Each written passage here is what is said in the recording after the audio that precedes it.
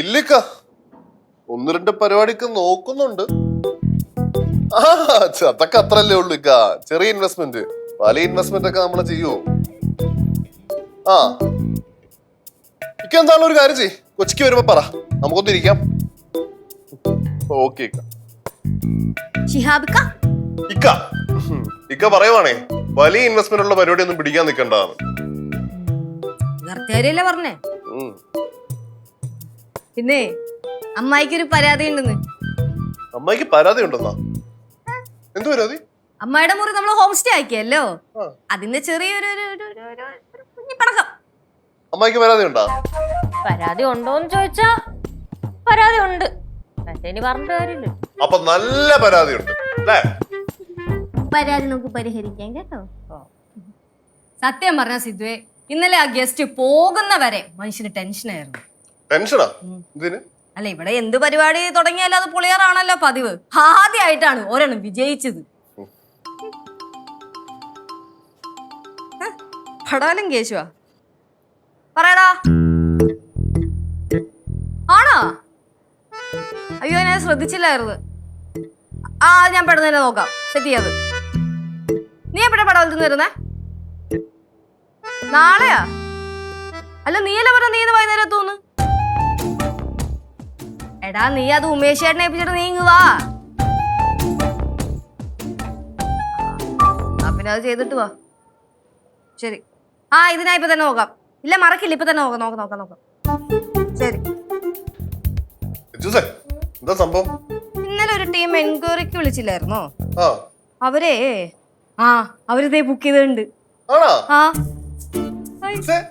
ഇപ്പൊ അത്യാവശ്യം നല്ല ബുക്കിംഗ് ഒക്കെ വരുന്നുണ്ടല്ലോ. ഞാൻ പറഞ്ഞില്ലേ, ഹോം സ്റ്റേ തുടങ്ങി കഴിഞ്ഞ പിന്നെ വെച്ചടി കേറ്റായിരിക്കും. എന്നാ ആര് പറഞ്ഞത്? ഞാൻ പറഞ്ഞത്. നീ അപ്പൊ പറഞ്ഞത്?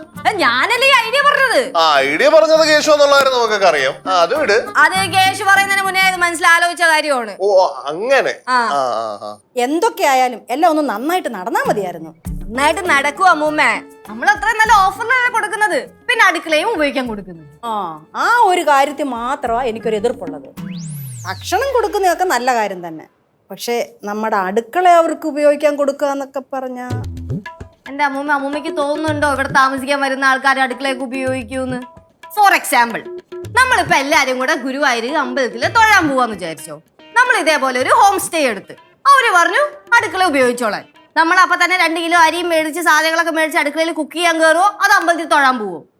അമ്പലത്തിൽ തൊഴാൻ പോവും, എന്നിട്ട് പുറത്തുനിന്ന് ഭക്ഷണവും കഴിക്കും. അത്രേ ഉള്ളൂ ഇതും. പിന്നെ ഇവിടെ താമസിക്കാൻ വരുന്നവരൊക്കെ വല്ല ജോലിയുടെ ആവശ്യത്തിനോ വല്ല കല്യാണ ആവശ്യത്തിനൊക്കെ വരുന്നവരായിരിക്കുമല്ലോ. അവർ അടുക്കളയിൽ കയറി ഭക്ഷണം കുക്ക് ചെയ്യാൻ നിൽക്കുക.